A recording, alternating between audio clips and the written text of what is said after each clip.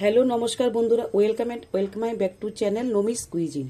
তো চলো তোমাদের সাথে আমি আবারও একটা নতুন স্বাদের রেসিপি নিয়ে চলে এসেছি। সেটা হলো মাশরুম আর সঙ্গে আলু দিয়ে রেসিপিটা করে দেখাবো। রেসিপি করার জন্য নিয়েছি আমি এখানে মাশরুম। তো বন্ধুরা, এই ডিপি মাশরুম এভাবে রান্না করে খেয়ে দেখবে কীরকম লাগে। তা আমি এটাকে খুলে ঢেলে নেব।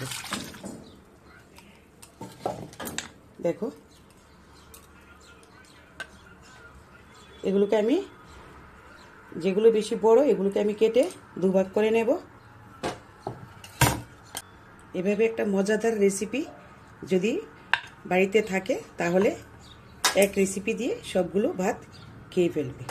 তো আমি আজকে তোমাদের সাথে রেসিপিটা শেয়ার করব। এগুলো আমি সবগুলো কেটে নেব। তো প্লিজ বন্ধুরা, তোমরা আমার পুরো ভিডিওটা দেখবে। তো দেখো বন্ধুরা, সবগুলো মাশরুম আমার কাটা হয়ে গেছে। এরকম একটা রেসিপি থাকলে খুবই মজাদার একটা রেসিপি। তো তোমরা দেখো কিভাবে রান্না করব। সুগারের জন্য খুবই ভালো। সপ্তাহে তোমরা একবার হলো এইভাবে খেয়ে দেখবে মাশরুমটা। এবার নিয়েছি দুটো বড় আলু। তো এগুলো এইভাবে মাশরুমের মতো কেটে নিয়েছি। তো এগুলোকে আমি ভেজে নেব। দেখো, এখানে আমি একটা কড়াই বসিয়েছি। এখন এটার মধ্যে তেল দিয়ে মাশরুমগুলো ভালো করে ভেজে নেব। মাশরুমটা ধুয়ে পরিষ্কার করে আমি এখানে রেখেছি, জলটা ছাড়িয়ে এখন আমি ভেজে নেব। খুব একটা মজাদার রেসিপি।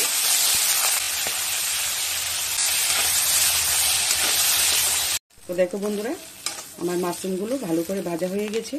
এখন আমি নামিয়ে একটা আলাদা পাত্রে রেখে দেব।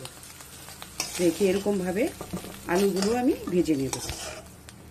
এরকম নিরামিষের দিনে এরকম একটা মাশরুমের রেসিপি থাকলে সবাই তৃপ্তি করে পেট ভরে এক থালা ভাত খেয়ে ফেলবে।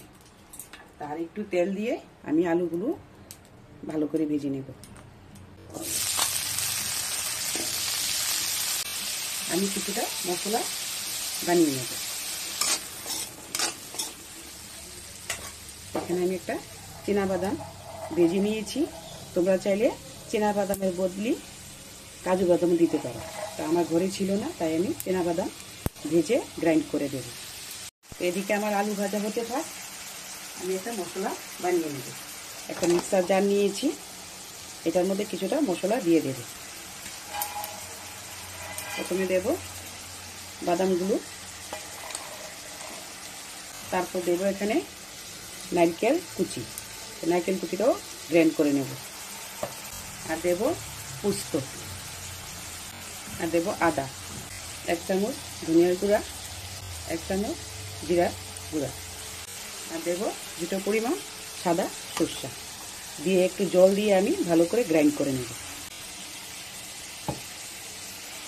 দেব কিছুটা লঙ্কার গুঁড়ি, ঝালটা তোমরা টেস্ট বুঝে দেবে। এবার দিয়ে এটাকে গ্রাইন্ড করে নেব। দেখো বন্ধুরা, আমার মশলাটা পেস্ট করে নিয়েছি। তো দেখো বন্ধুরা, আমার আলুগুলো ভাজা হয়ে গেছে।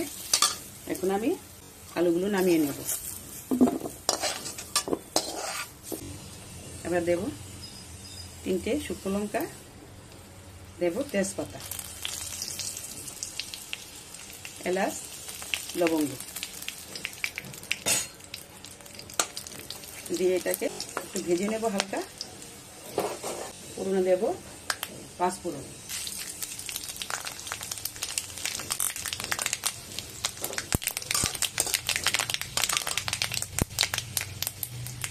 এবার দিয়ে দেব এই যে মশলাটা আমি করে রেখেছিলাম, এই মশলাটা।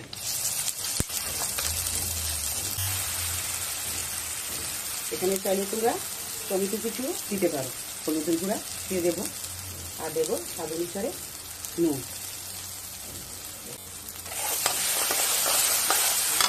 একটু জল দিয়ে মশলাটাকে ভালো করে কষিয়ে দেব। তো দেখো বন্ধুরা, মশলা থেকে আমার তেল ছাড়তে শুরু করেছে। এখন আমি ভেজে রাখা মাশরুম আর আলুগুলো একসঙ্গে দিয়ে দেব।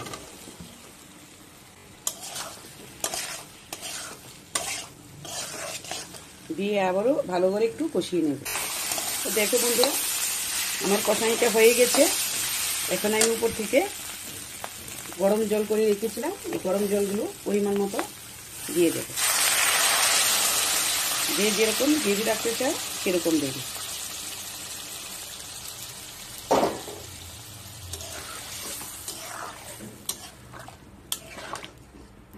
দেখো, এরকম একটা রেসিপি থাকলে আর মাছ মাংস লাগবে না। নিরামিষের দিনে তোমরা এরকম রেসিপি করে খেয়ে দেখবে। এবার আমি একটু ঢেকে দেব। তো দেখো বন্ধুরা, আমার মাশরুমের রেসিপিটা একেবারে তৈরি হয়ে গেছে। এখন সব শেষে দিয়ে দেব কিছুটা পরিমাণ ঘি। তো ঘিটা তো অবশ্যই লাগবে নিরামিষের জন্য।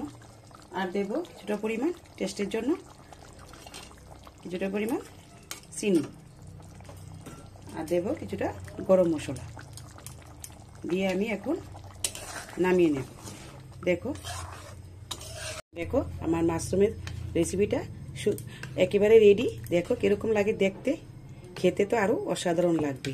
তো এরকম নিরামিষের দিনে যদি এরকম একটা রেসিপি থাকে তাহলে আর কি হলো। তো যদি বন্ধুরা আমার এই রেসিপিটা ভালো লেগে থাকে তাহলে আমার চ্যানেলটাকে একটু সাবস্ক্রাইব করবে, লাইক করবে, শেয়ার করবে। তা আজকে আসি, কালকে আবার নতুন একটা ভিডিও নিয়ে তোমাদের সাথে হাজির হব। ধন্যবাদ। তোমরা ভালো থেকো, সুস্থ থাকো। নমস্কার।